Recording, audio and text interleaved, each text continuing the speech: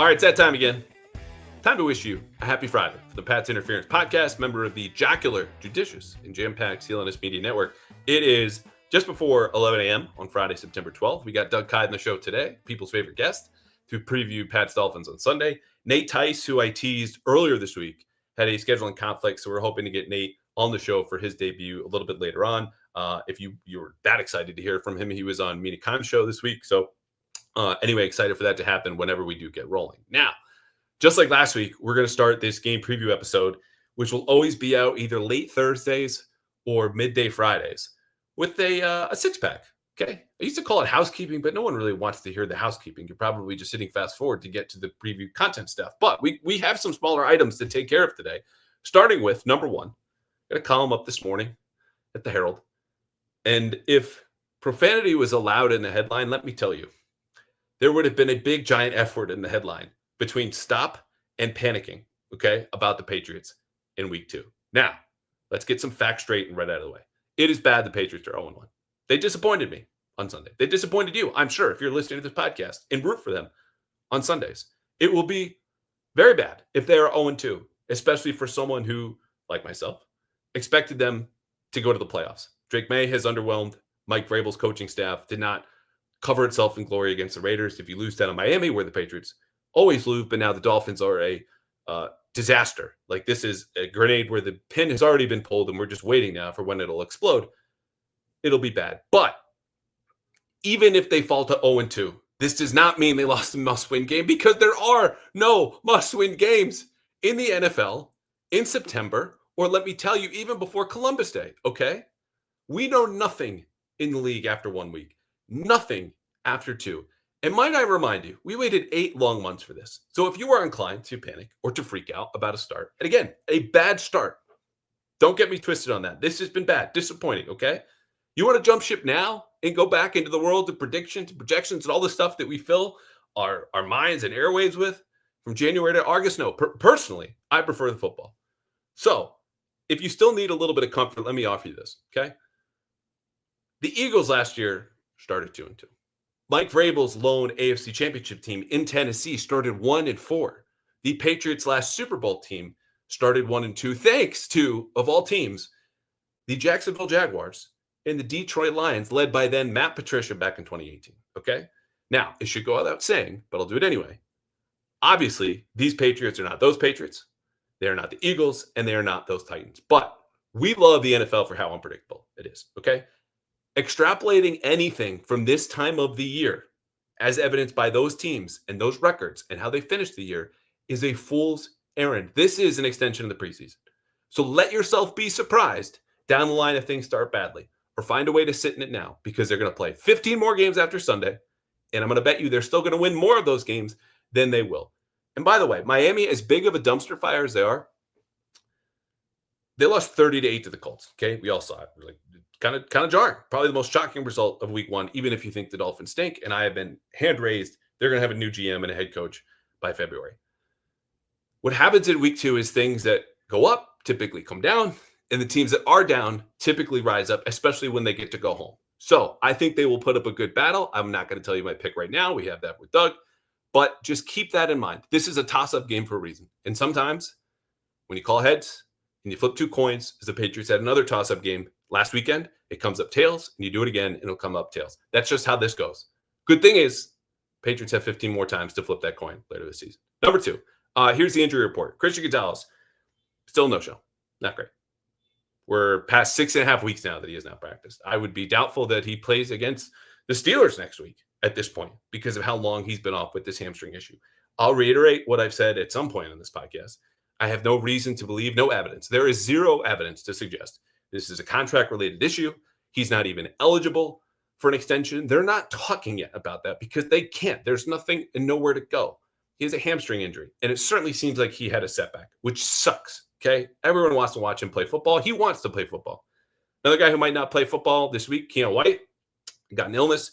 Good news is Harold Landry and Morgan Moses, who missed practice on Wednesday, should be back. They practice Thursday. We'll see what Mike Vrabel says here today, which is a very nice change for us, by the way, in the media about hearing from a coach after Friday practice, when he can tell you, yeah, so-and-so is going to play, so-and-so is questionable.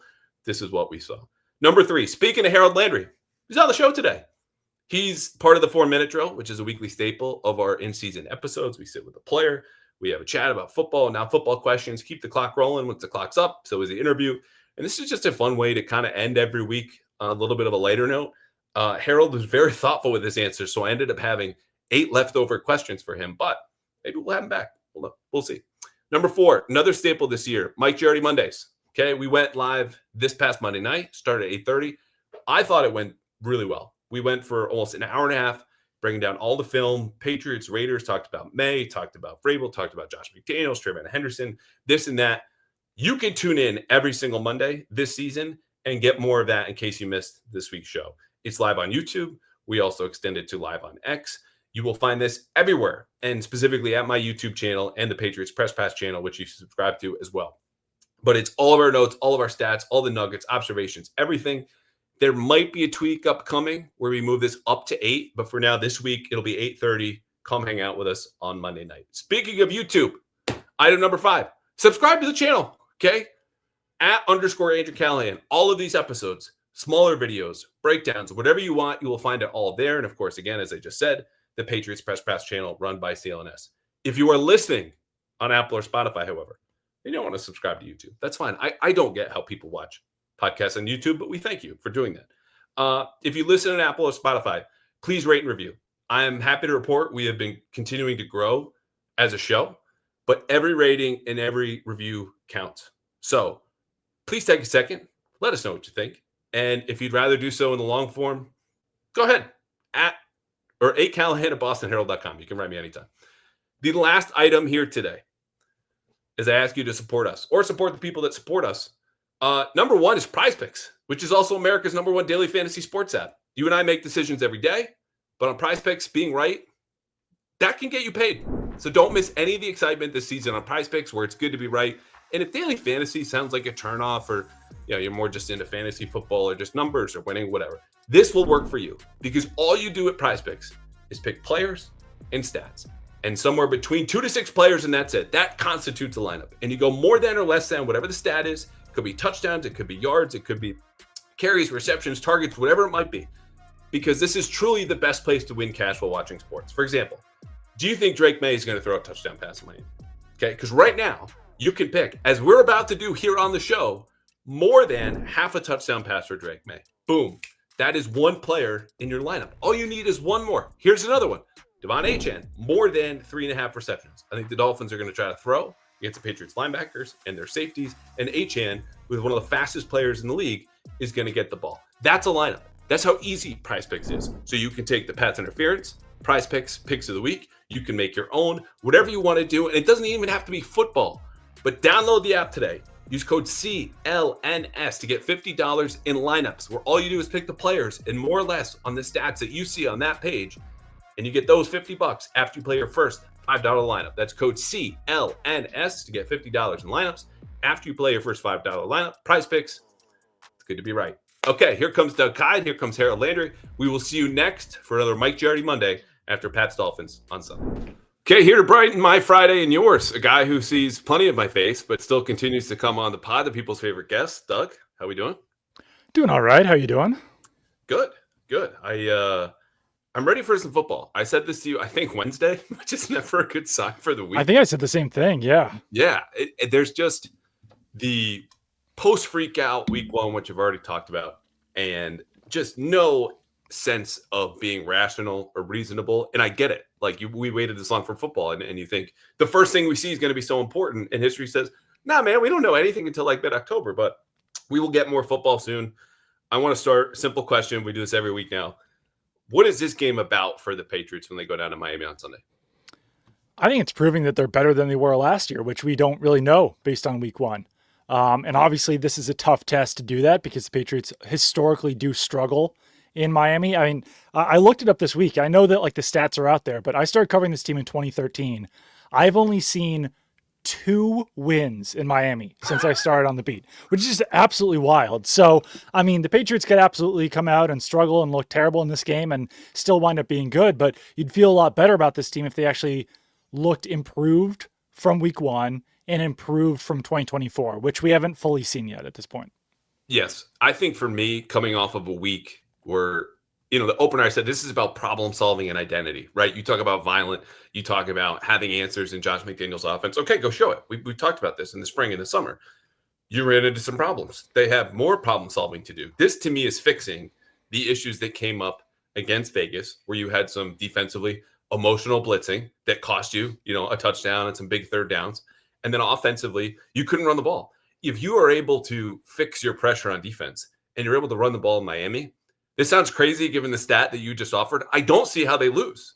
Now, those problems are so big for a variety of different reasons. It's not unconquerable, but the point is, like, that's what this game boils down to. Can you take the time during the week to fix those issues, understanding others could crop up? But that means controlling the trenches, and that means controlling the game. And it's exactly what they have to do here against the Dolphins team that doesn't really want to play all that physically. Right. Yeah. And I mean, I think that is certainly possible in this game with some of the offensive line issues that the Dolphins have, just how bad in general that they looked against the Colts. But we also know that, yeah, the Dolphins looked really bad against the Colts. They had their, players only meeting this week and all that stuff. But we also know from last year, from the Patriots beating the Bengals, that some things in week one just truly don't matter in the grand scheme of things and that they don't carry over past week one. So this Dolphins team could wind up coming out looking a lot better. A lot of their issues could wind up being fixed in this game. But yeah, no, I think that, yeah, being more physical, controlling the line of scrimmage, certainly run blocking a lot better, committing to the run, not abandoning it. Those are all keys for the Patriots in this game. I was trying to think of the equivalent for you and I if there was a players only meeting after 1 week of like working together, like our boss Bruce at the Herald. It's that kind of thing. We need to get in a room and hash out whatever's going on between you two, and it's like the middle of training camp. Right? No, 100%. Yeah, no, it's very early, but I also think that I don't know. It could be a way to fix things. Obviously, like you look at it as a negative, but if they're really taking the initiative here and trying to work things out, that's probably a good sign overall for the team that they want to do this in general. Yes. All right, Miami by the numbers. They are 0-1, just like the Patriots. According to DVOA, which we will cite every week in the show, just to give you the big picture, where does this team fall within the rest of the league? You can find this at FDN Fantasy, our guy, friend of the show, Aaron Schatz. They're 31st, means right now they're the second worst team in the league statistically. Their offense, also 31st, second worst in the league. They're 18th in defense, 11th on special teams. The Patriots, not to be outdone, just 27th, 22nd in offense, 27th in defense, which I think is a little harsh, 28th on special teams. So let's start with the Patriots offense versus the Dolphins defense. I've written a lot about Drake Maye this week, have right after the game. Something seems like a little off with him. And the easiest, most common answer to the question I'm about to ask is just, well, the quarterback. But I say, where do you start with this matchup, Pat's offense versus Dolphins defense? Is there any other place? No, it definitely starts with the quarterback, but I mean, I think it also starts with the run game too, just because they did abandon it so early, and the run game is obviously going to help the quarterback as well. And we can all sit there and assume that Drake Maye is going to be better in this game, but we don't know that for sure based on what we saw in week one. But I think that based on what we saw all throughout the summer and in the preseason, TreVeyon Henderson should be better moving forward as well. And obviously, he needs help from the offensive line. They need help from a lot of different, it's not just him, but he also looked like the type of player over the summer who could, thrive despite the things around him.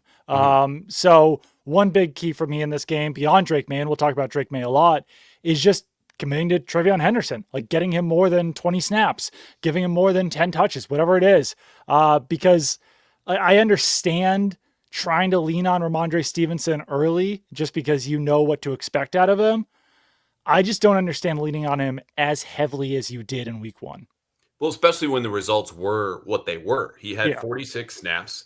I think it was, I know it was 15 yards total, 17 after contact, and however many rushes he had. He didn't break a single tackle. Henderson had the highest rate of touches per snaps. He had 11 and 25. So when he was on the field, basically 1 out of every 2 snaps, he's getting the ball. But he was the one that had the broken tackle with fewer snaps and fewer touches. So to me, tiny sample, blah, blah, blah, blah, blah. He's the most explosive player on the field. You 100%. Want to get that guy the ball. So I'm with you there. I do start, though, with Drake because I think even if they run the ball exceptionally well, this is an offense from a passing game standpoint that's built on, especially early in the game, easy throws. He has missed them in the preseason. He missed them in the opener in terms of just wide open throws, guys that he's not pulling the trigger on or sailing it over Demario Douglas. As I said, you could have had a second Demario Douglas on top of the regular one at 5'8", and he still might not have caught that ball against Vegas. Drake needs to settle in early because this game is about setting the terms of engagement to Miami. Hey, we are going to beat you up with the ground game. But as we do that, we're going to need to convert 3rd and 4, 3rd and 5. Can Drake hit a stick route? Can he hit a slant? Can he get these little out routes and the timing and everything? Because he's just not settled in. The first quarter in this game, I think, is so massive. It's not like whoever wins the first quarter wins the game, but he needs to be better and calmer there, I think, in addition to running the ball, because Miami knows that's what they want to do too. Yeah, no, 100%. And he just simply has to be better in general. Like, I don't know whether it is nerves at the beginning of the game, being too amped up. Simply, I like the weird thing about him and Douglas is that, like, they seem to have the biggest issues being on the same page. And last year, you would say with Jacoby Brissett, like, Jacoby Brissett was kind of like, kept making little comments about having to throw to smaller wide receivers. And I just don't think that should be a problem with Drake Maye. Like, him and Josh Downs connected with no problems at UNC. So I shout out to Pat's Chat, my podcast with Michael Hurley, but like 5'8" for Demario Douglas, that is like kind of the threshold for wide receivers. Like, there, and most like 5'8" wide receivers, there's only been, I think, one in NFL history with 1,000 yards in a season. So like, I'm not discounting the fact that it is difficult to throw to a 5'8" wide receiver. But in the grand scheme of things, like, Josh Downs is 5'9", Demario Douglas is 5'8". There shouldn't be a dramatic difference there, but it does feel like Drake Maye is always overthrowing Demario Douglas, and it might not just be a height factor. It might be that Demario Douglas isn't where Drake Maye is expecting him to be. Maybe Drake Maye is not throwing it where Demario Douglas is expected to be. But like, that definitely needs to get cleaned up because we've seen it way too much already this year. We saw it last year as well. So yeah, he has to be more accurate. He has to get on the same page as his wide receivers. And we also do have to figure out, like, Josh McDaniels yesterday was adamant that there's not too much on Drake Maye's plate, but we'll see moving forward if that's the case too, because Mike Vrabel at least entertained the possibility that there could be. They said we have to evaluate that. Yeah. And maybe that was hey, we're evaluating everything after a loss like that, where there's no question that on both sides of the ball, they didn't play how they wanted to. I have to go back though, because now this is killing me. Who is the 5'8" receiver who set 1,000 yards? I have to look it up. He was on the 1989. I'll have to look it up. But Cole Beasley is far and away the most productive 5'8" wide receiver in NFL history. He's had like multiple 900, 800 yard seasons or whatever. Wes Welker, since he's 5'8" and 6/8, is technically 5'9". Yeah. So like, but for 5'9" wide receivers, there's like Mark Clayton, there's Mark Duper, there's Wes Welker, there's all these guys. And for 5'8" wide receivers, like Demario Douglas, I believe, has the 17th and 21st most productive seasons by a 5'8" wide receiver in NFL history. So not to say it's like a thing, but there is a reason why you don't see like 5'7" wide receivers making the NFL, you know? Yeah. Yeah. But so, I will have that name for you in the next, let's call it 5 minutes. Okay. It's interesting too, because when you get into Pop Douglas, and I want to get into the Patriots' problems, because there are some, even though there is just a Charmin soft Dolphins secondary to be picked on with old pal Jack Jones, and they've got two other corners, including Storm Duck, Drake Maye's old teammate, UNC. A real player, by the way, for anyone who just listened to me say Storm Duck and go, is that an actual person who plays football? Yes, it is. It's not pranking for Dolphins, but might not Sunday because he's hurt. Like, there is so much opportunity there, but it's dependent on, like you just said, chemistry, timing, everything that goes into the passing game, and the quarterback being settled down. Combining that point with the Henderson one, it's interesting to me if they, a week ago, they're rotating all those receivers, right? Steph Diggs takes the fourth most snaps. It's only 41%. Mac Hollins is somewhere around 50. You go to Douglas, and then you get to Booty. Did they streamline that a little bit and just go, we need, like Henderson, and we need with Pop Douglas or Diggs, the same guys in the field more often, our best guys, because we need this win. Do we know who they are? And if so, well, why not roll with him as much as the heat's going to be a factor in conditioning early in the season? Because again, there is real opportunity there, but that opportunity only comes if they're able to block Miami up, because we can make fun of all the name a Dolphins defensive back, not named Jack Jones or Storm Duck, and good luck. But they have legitimate pass rushing talent up front, and it's mostly on the edges. So when I look at the Patriots' problems, like if this goes off the track Sunday, it's because of Chop Robinson and Jalen Phillips Yeah. and, dare we say, old pal Matt Judon. Bradley Chubb. Bradley Chubb. Yes, I knew I was missing one. I just Got a lot. Two-time Pro Bowler. Yeah. But yeah, no, to your point about the wide receivers as well, like, yeah, I think that you do. I would personally settle into 3 wide receivers, but I can understand why they don't, because all these guys are basically like the same talent level, other than, I guess, Stephon Diggs. And then if you want to throw in Kayshon Boutte as well. But I do wish they would settle on like a top 3. That wide receiver by the name Richard Johnson of the Lions. Began his career wait. So this man went through parts of his life where people were just calling him Dick.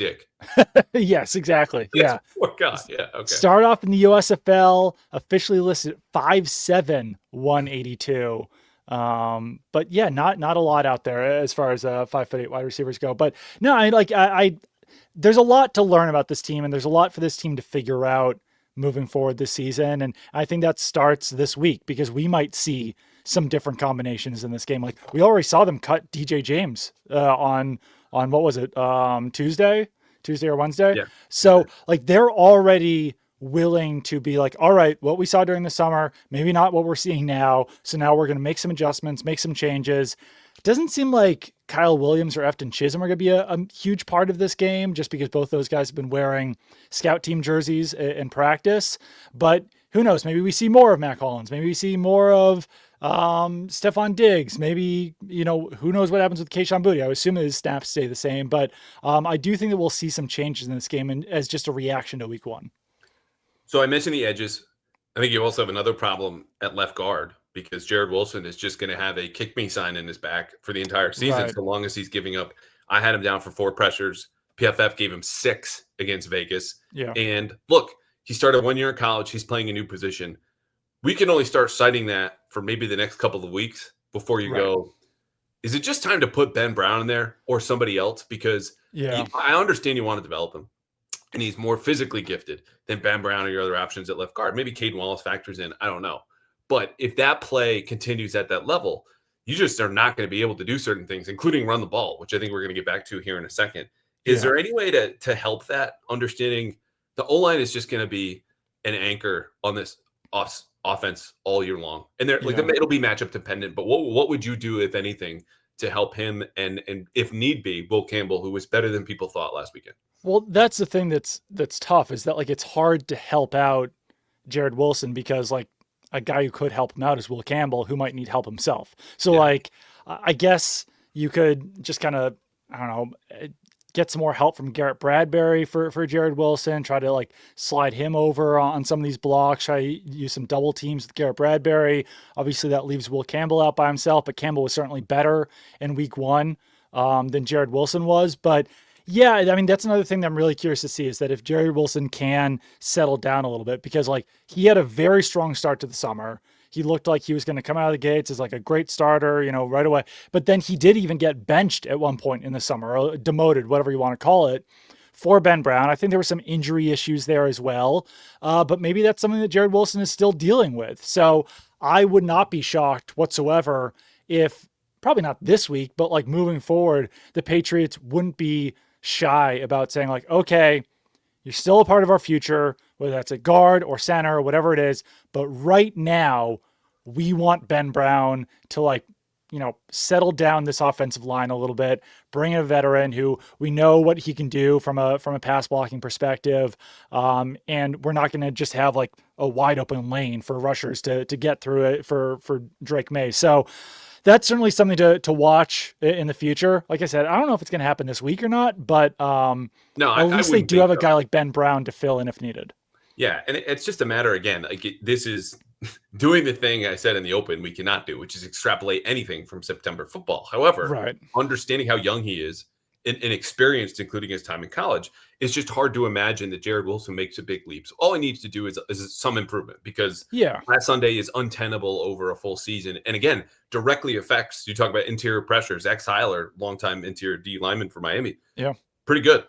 And running the football, where they got stuffed on 3rd and 1 and 3rd and 1 again in the last 5 minutes of the first half, going in that direction, you just can't have it. So who knows what happens Sunday? But to me, again, if I'm Miami, like stunts and games and ensuring that we get a one-on-one with him by just how we use our alignment and leverage those edge rushers, we're obviously going to get extra attention. That is something I'm doing early and often against this O-line, and specifically Wilson.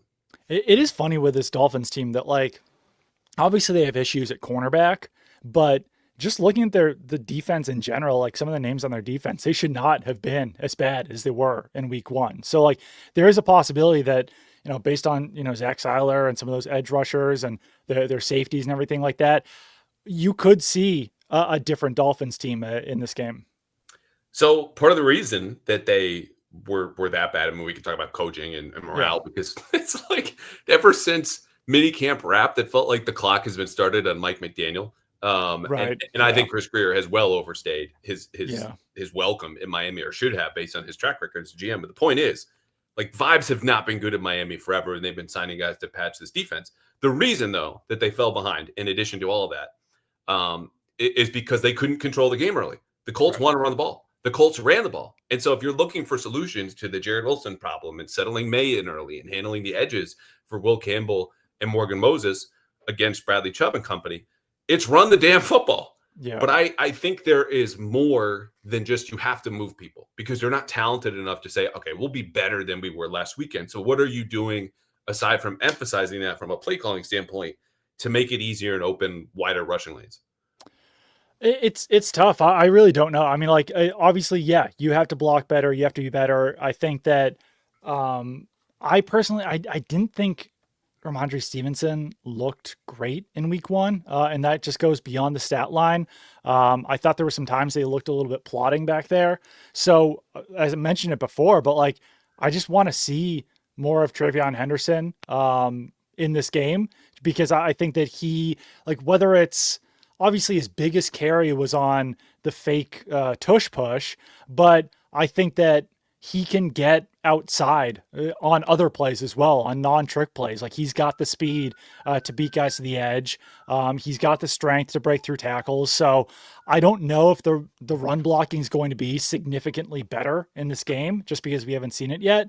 But I do think that you can play to the strengths of your personnel and try to do it that way. I think that using some more play action in this game certainly wouldn't hurt as well, even though the Dolphins might not necessarily need to be overly afraid of the run game. At least using some sort of deception could help as well. Like Vines, I just reach for my notes, the charting of the offense, which I do every game, and then go follow up and fill in the holes. And I'm looking at specifically the play action the Patriots use from 11 personnel, which I said Monday, and I just can't get enough of this weird stat that probably means nothing. Josh McDaniel's first 13 play calls from 11 personnel were all passes. It's like, I get it to spread grouping. Yeah. There are neutral downs. They just didn't throw it. However, the two times that they used play action, they were fairly effective. One was a 5-yard screen, and then another was a 7-yard check down to Ramondre Stevenson. And the reason I jumped to immediately 11 personnel is because of that tendency so far from McDaniels. If you're Miami and you see the Patriots bulking up with two tight ends and their run rate from that grouping a week ago, you're going, okay, of course they want to take it to it. So we can expect run. And you might be like, well, that might make the play action more effective. I don't know. I think a third receiver is going to give them more problems from a pass coverage standpoint than Austin Hooper. All due respect to Austin Hooper. So to me, that's one part is the play action game. I think you also need to involve Drake Maye a little bit more in the option game. And this is absolutely a paradox, because you want to protect Maye. You've asked Maye and drilled this into his head privately and publicly. Protect yourself. And yet, as they're going to ask too much of him probably all season because of where they want to go and their goals and aspirations and some of the talent around him, you're going to have to ask him to take some more risks and hopefully be okay. Because there's an old saying, and I think this goes for this Patriots offensive line until they prove otherwise. If you can't block them, read them. So on these option runs, you don't have to worry about an offensive lineman losing a one-on-one matchup, because that's Drake Maye's responsibility to read him. And if that lineman or linebacker or whomever comes crashing at him, he hands the ball off. If that lineman or linebacker or whatever goes after the running back, he takes it around the corner and goes there. So those elements, in addition to going a little bit more spread, I think will help them, because then you're getting bigger bodies out of the way. In addition to, hey, Mike Onwenu, you're a 340-pound guard. Like, just start moving people. It's not one or the other. But if I have to change something from a coaching standpoint, those are the things I'm thinking about. I might be crazy. I might be completely off on this, but and I know it's only been 1 week. I'm I'm preparing for the Patriots to not use Drake Maye as a rushing threat this season, and like I 1000% would.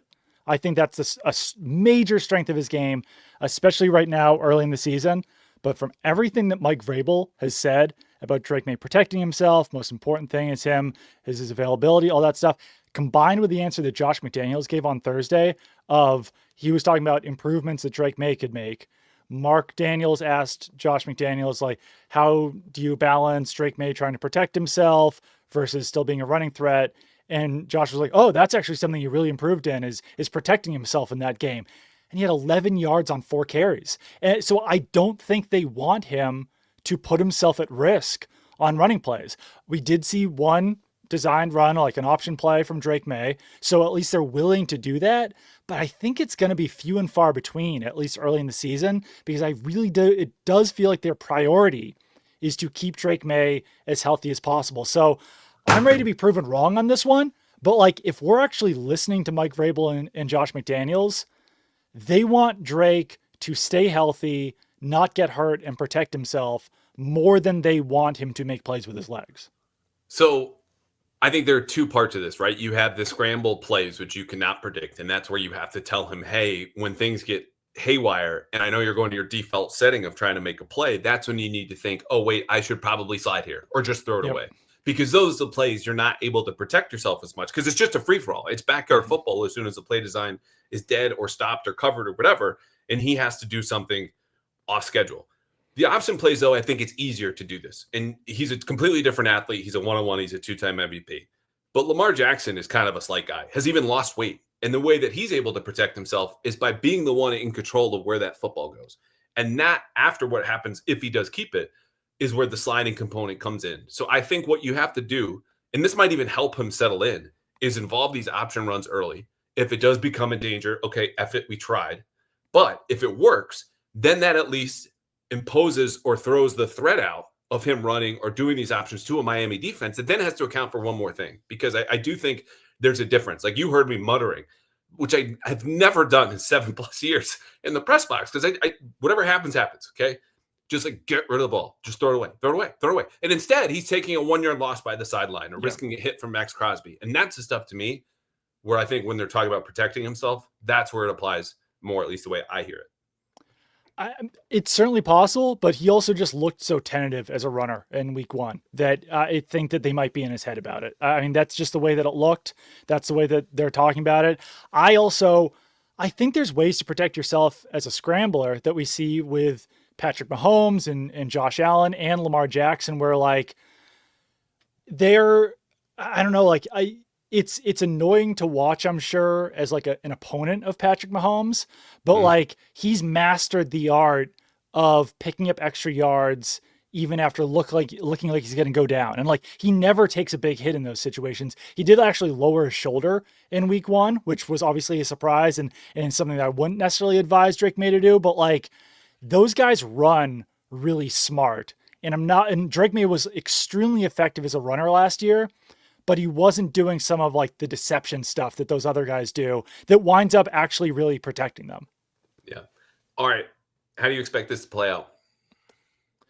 I actually do think the offense is going to look better in this game. I don't like Josh McDaniels isn't the type of coach who usually abandons the run game like he did. And Mike Vrabel said it was because, it just wasn't effective in the first half. I don't love that reasoning. I think that you still want to at least like see how it looks in the second half. So I think that McDaniels will be committed to it. I think Trevion Henderson will play better in this game. I'm not sure about Drake Maye. I mean, we'll just have to see. I think that you're kind of at the point now where you can assume that he's going to turn the ball over at least once in a game. He just needs some bigger plays around that, and he needs to take over the game. And those are things that we just haven't necessarily seen from him. So I think the offense will look better. I don't know if it's going to be where people were expecting it to be, though, still. Okay. I think they have a slow start, and that's despite the theme of the week, according to Drake, who, look, maybe he's just annoyed at us for asking questions after losses and what you need to improve. And I would totally get that. Yeah. But for a guy who seems a little ticked off this week or distant.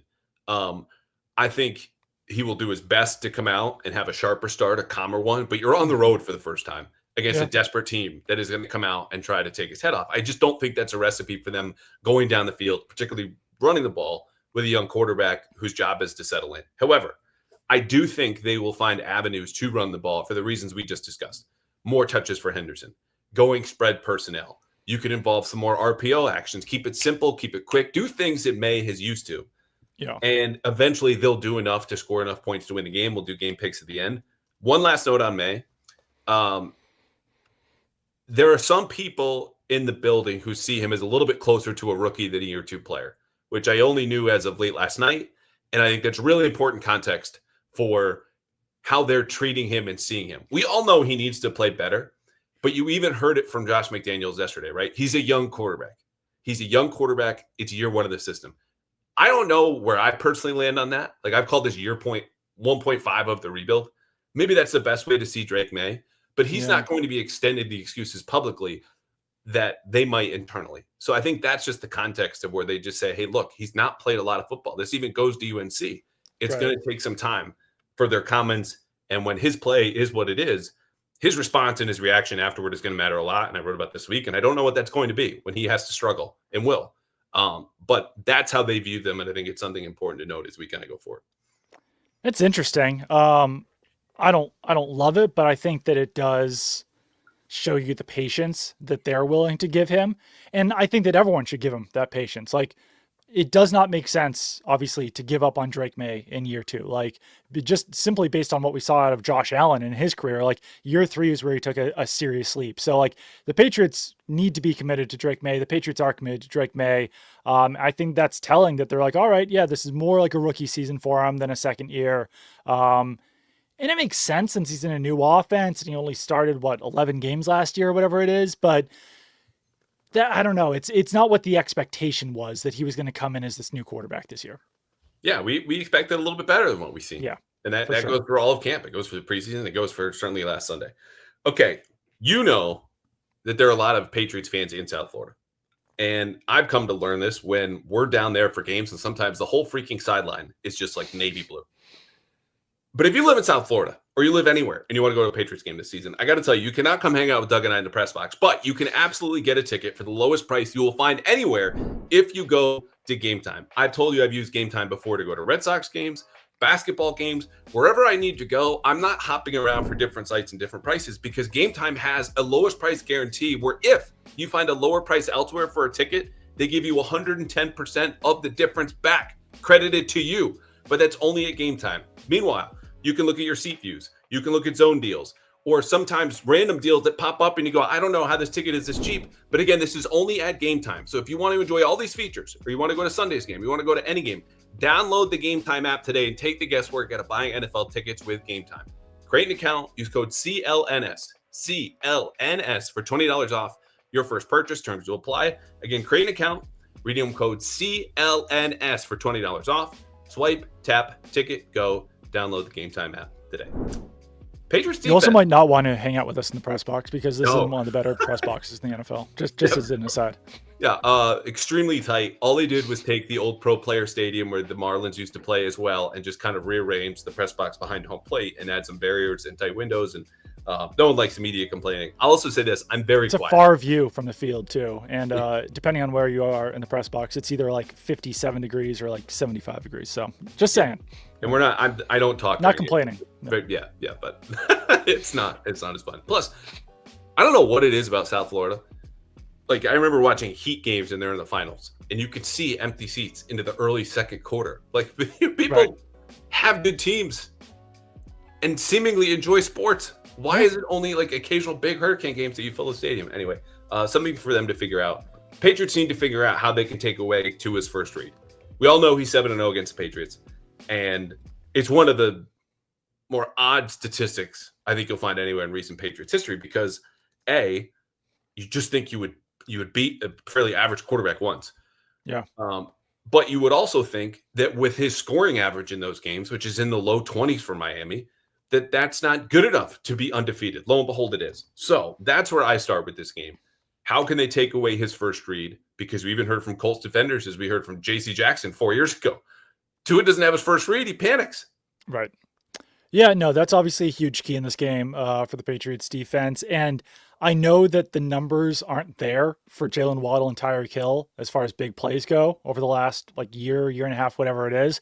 But that's still a concern for me in this game when you've got Jalen Hawkins and Craig Woodson back at safety. And I thought that Craig Woodson played pretty well in his NFL debut, but still, he's a rookie. He's a rookie, and we've seen Kyle Duggar mess up at times against Jalen Waddle and Tyreek Hill. We've seen Jabril Peppers. We've seen very good Patriots safeties screw up and let those 4-3 guys get behind them.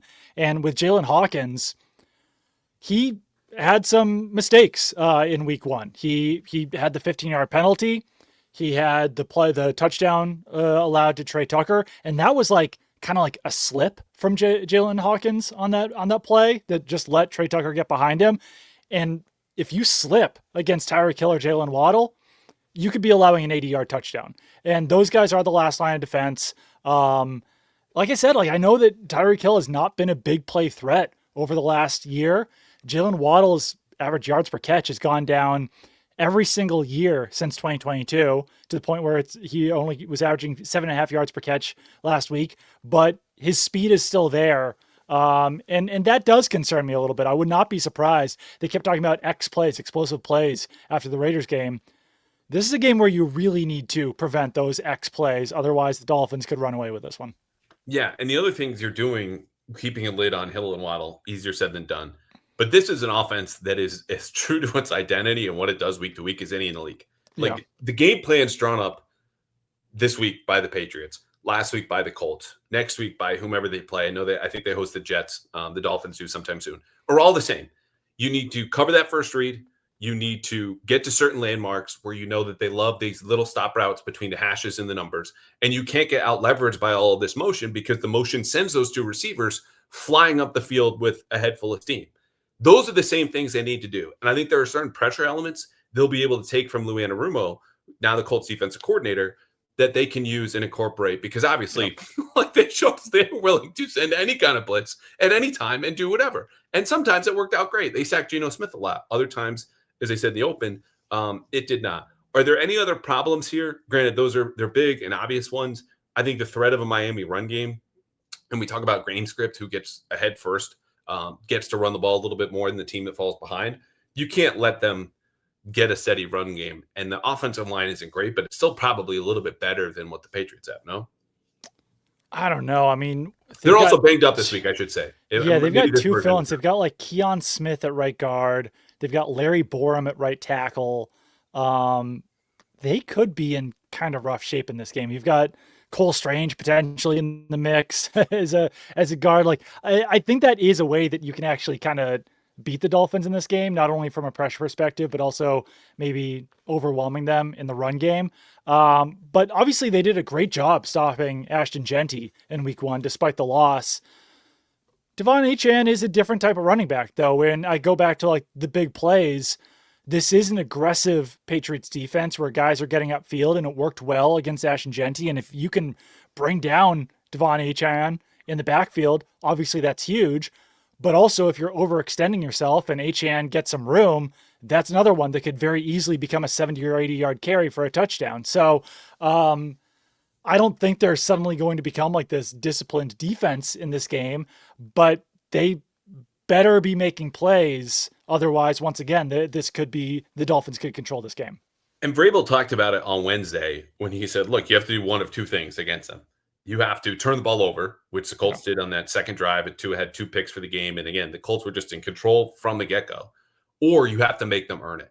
Either way is saying we're not giving up explosive plays, either because we're taking the ball away or these are these long drives. Miami has shown against the Patriots' old scheme, and I think this new one, frankly, is much better suited to give them problems, meaning Miami, than what Belichick and Maye were running. But the point is, they've shown a patience and an ability to do that. I would not count on that again. The issues I would also have, if I'm the Patriots, okay, where are they going to look at us?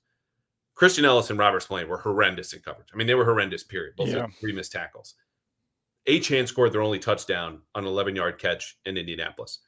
Anytime I can get Achane against one of them, boom, we're going to try it. Same with Jalen Hawkins and Craig Woodson. Mm-hmm. What are the Patriots' counters to get ahead of that? when they go in motion and we know this scheme is going to let those safeties play man-to-man coverage, and you go, I don't want to be in that kind of world. If we're living it, do you back off and play more zone?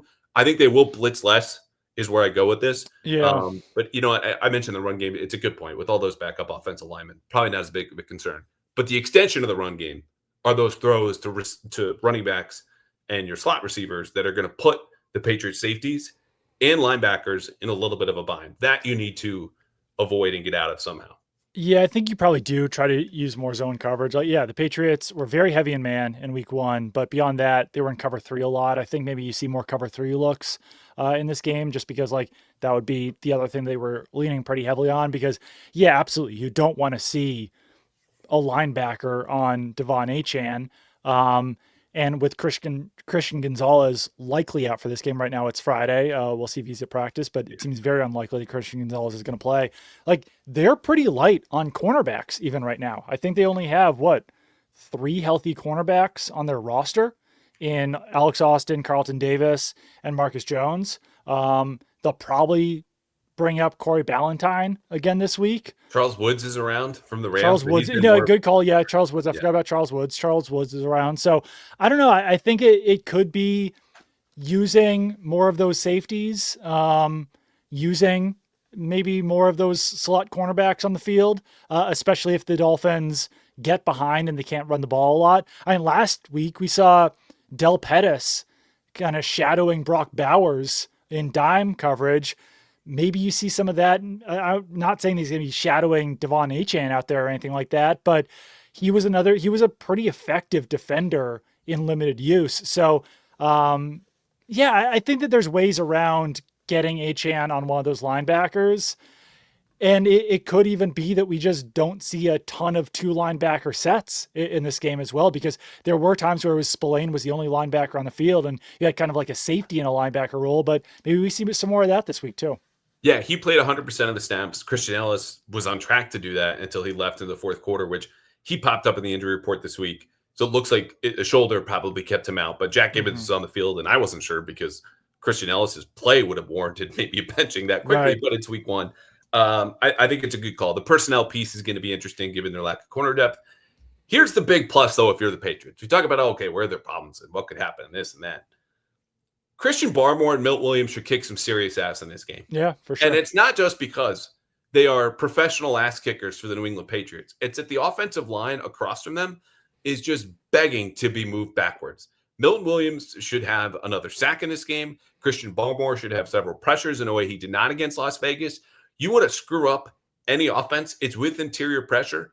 And the way that the Patriots move them around the defensive front, again, leveraging, they're going to get extra attention here. Or Milton Williams sometimes is not on the edge, but he's playing kind of a 5 or a 6 technique. Put him across from Larry Bourne.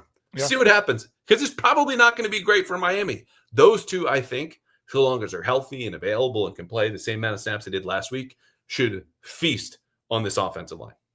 Yeah, no, they absolutely should. Those guys, Harold Landry had a huge game, obviously. I'd like to see more out of Caleb Von Chason in this game.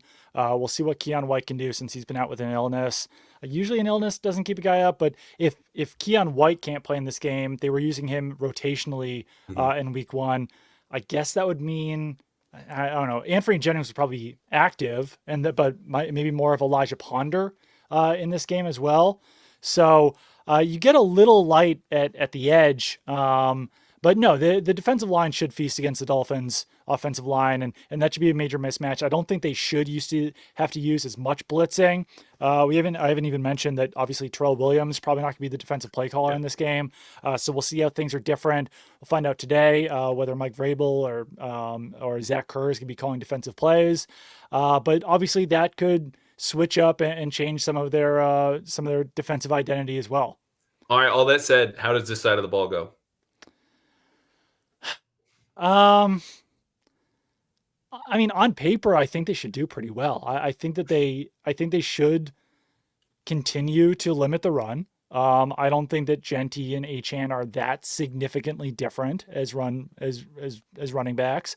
Dolphins offensive line, I think, is in worse shape than the Raiders was in week 1. I think the Patriots should be able to continue to generate pressure. I worry a lot about the big plays. So I think you'll probably see like 1 or 2 scores off of big plays. but those just have to not come early in the game because you don't want the Dolphins to be in control. So I personally do think the defense is going to be playing better in this game. I don't think they were the biggest weakness in week one either.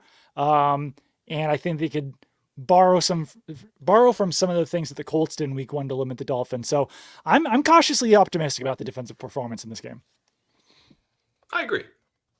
I do think Miami gets better than them in the way I think the Patriots offense will be slow. I don't think the Dolphins will start slowly. I think they will be at home. They'll be desperate. All the energy, the plan, they've run the same playbook now for years. And there's just an acclimation period, whether it's the heat or to this style of offense that I think will take a little bit for the Patriots to get adjusted. So they'll fall behind early. However, those advantages and playing the same landmarks and matchups over and over again should yield a net positive for the Patriots in this matchup. Like there are things I just don't think the Dolphins are going to be able to get around. And the Patriots have more levers that they can pull, whether it's too high structure or certain rotations or double teams to get a handle on Hill and Mono, especially because Hill is not the same player. So in the end, I do think the Patriots defense has a similar performance to last Sunday, probably a little bit better tackling, but it's more, okay, they got to prove it over time and stay steady. As much as we've heard this week from Mike Vrabel, is like things are going to go badly. We need to have a good reaction to them. This side of the ball is better suited to do that, and I think they will. Any leftover thoughts before we make game picks? Yeah, I mean, just like I think my biggest leftover thought is just like how many former Patriots are on this team, which isn't necessarily something that you expect with Mike McDaniel as head coach. Like when Brian Flores was the head coach, sure, but it's like it's pretty wild how many former Patriots are on this team. Like their punter and their long snapper. You've even got like Yodny Kajust somehow still on injured reserve on that team. I can't believe that he's even still in the league, but it's just like pretty crazy to look through this team. And Jermichael Hasty's on there, Matthew Judon, Jack Jones, Cole Strange, as I mentioned before. So we saw it last week with the Raiders and the Patriots having like a family reunion out in the field before the game. I think it's going to be pretty similar this week in Miami. Yodny Kajust, man. Although there might not be anyone left on the Patriots roster who even played with Yodny Kajust. I guess Owenu? No. He was a third rounder in 2019, and Onwenu was sixth rounder in 2020. Kajust was still on the team in 2022, though. Oh, I see. You're just overlapping in terms of how he stayed. Yeah, sorry. There's no one longer tenured on the Patriots. Yeah, that's correct. Plus Mondre, Barmore, a bunch of guys. Right. So now that you mention it, this is my leftover thought. Jack Jones blew the Patriots' comeback attempt in 2023 when they blew a motion where they had the same adjustment and blew it at the end of that game and ended up costing them. And they lost by, might have been 10 points. But either way, he is a guy who I could see having a pick six of Drake Maye. Oh, yeah. Or absolutely getting roasted over and over again by Stephon Diggs. And I don't really want to talk more about Jack Jones except for to acknowledge the character. This is a guy who someone tried to remount his corners coach at halftime of that game in Germany when they played the Colts and lost, and then was cut the next day, basically when they flew back home. And we know all the off-field stuff. But now that he's starting for the Dolphins, who have no other corners to turn to, you talk about ex-Patriots just being on the team, he could play a very central role in how this goes. And that means both potentially very, very good for the Patriots or the way that he gambles very, very badly. Was he the one who said it's disrespectful to throw an out route? Yeah. Do you remember that in Green Bay? I mean, he's an interesting player. Like he's obviously talented, but just simply based on the fact that like he was cut by the Raiders, signed by the Dolphins. Now he's starting. Like he started last year for the Raiders after being, cut by the Patriots in whatever year that was, 2023. He's just an asshat.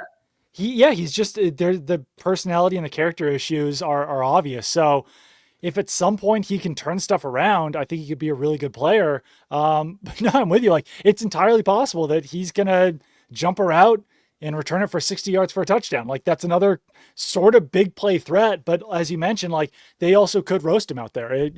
He could get bodied by Kayshon Boutte on the outside. He could wind up getting beat by Stephon Diggs, or he could make the Patriots pay. All right, who wins and why?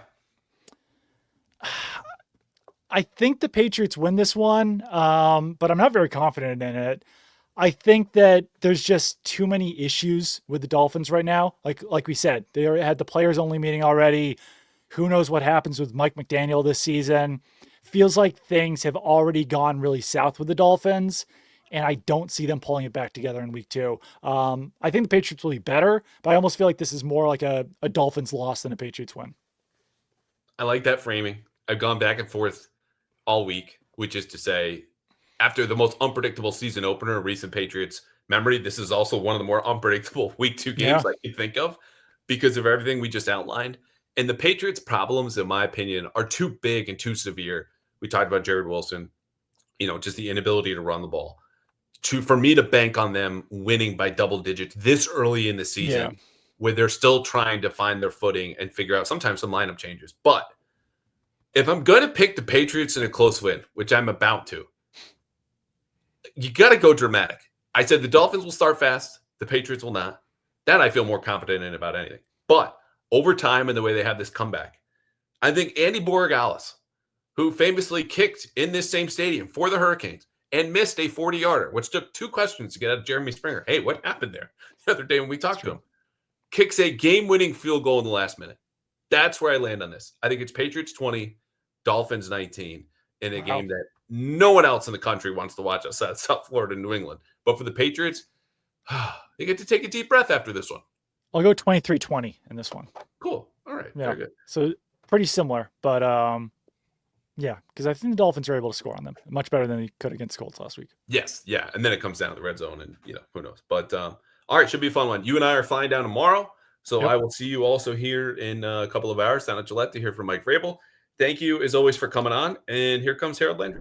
All right, as promised, Harold Landry on the Pats Interference Podcast, another 4-minute drill where the only rule is you can't treat it like a regular 4-minute drill and trying to run out the clock. We're getting as many questions in here, football and non-football, with Harold, get to know him, and we'll start the clock right now. All right, Harold, you were on pace to break the NFL's single-season sack record by early November. How do you plan to celebrate?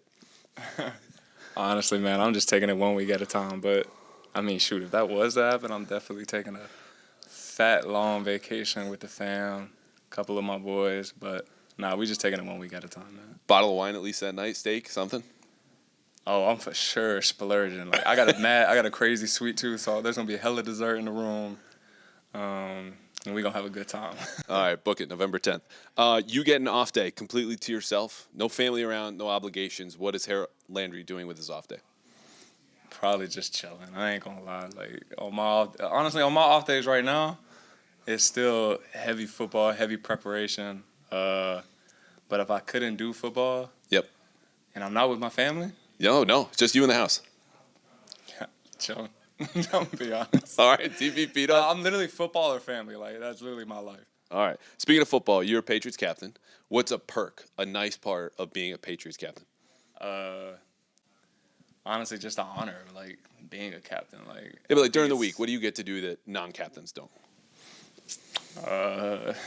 We get to meet and talk about things that need to be addressed or things we can improve on. But nah, honestly, bro, the perk is just being a captain. Like, I'm extremely blessed and grateful to be a captain, and that's the perk to me. Sounds like it's joining the 4-minute drill. That's the biggest perk of being a captain. What's the best trash talk you've ever heard in the league? Honestly, probably the best trash talk is probably when I heard somebody say to somebody, "I don't even know who you are. What's your name? We don't know who you are." That's probably the best. Was that directed at you or somebody else? Nah, it was at somebody else, but I just thought it was so crazy disrespectful.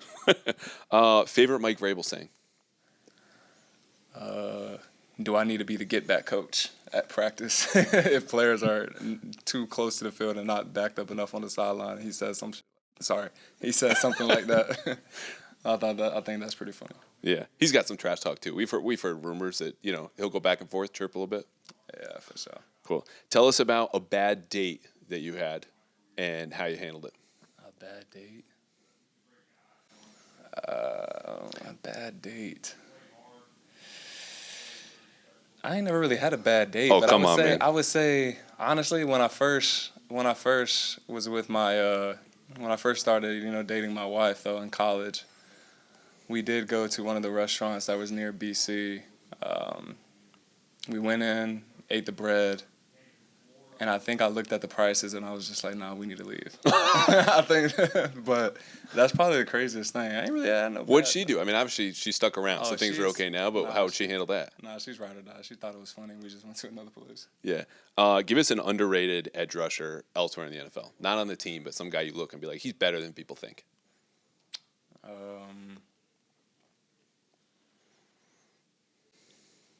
Honestly, I would just say rusher in general is probably my old teammate, Danico Autry. Yeah, that's a great I one. think he's super underrated. Do you like that I just tried to affirm you as if I'm more of an expert by saying that's a great one? All right, we got time for 2 more. How romantic is Harold Landry? Brought up your wife? Romantic. I would say I'm way more romantic in the off season than I am in season. Okay. What's that look like? What's that sound like? Date night. Shit. Yeah, probably just date night. Go on a vacation somewhere. Honestly, I just feel like our everyday life low key feels like a date night, to be honest. Wow. Like, just chilling in a bed. Just chilling in a bed with her, watching our shows while, I'm on my iPad preparing, or she's talking about something that happened during the day. Like, honestly, our everyday life, I feel like it's a date night. Wow. All right. What a life. I love how we've gotten several times like close to something you don't want to say and you have to scurry backwards. This is like my man's almost offsides and then he gets back in time before they pull the snap. All right. We're over 4 minutes, but I got to end on this question every time. Give me a teammate I should talk to next and one question I should ask them. I would say teammate. I would say shit. Let me think. I would say This is coming from the captain now. So this answer has a lot of weight. That's why he's taking so much time. It's serious business. shit. I would say be more. Okay. And I would say just ask him what's the life like in a day? What's a day in the life of Be More? Because you're curious? Yes. All right, Christian Barmer. This is Harold Landry, Patriots captain, romantic. It's a day every day in the Landry household. Appreciate you taking the time, man.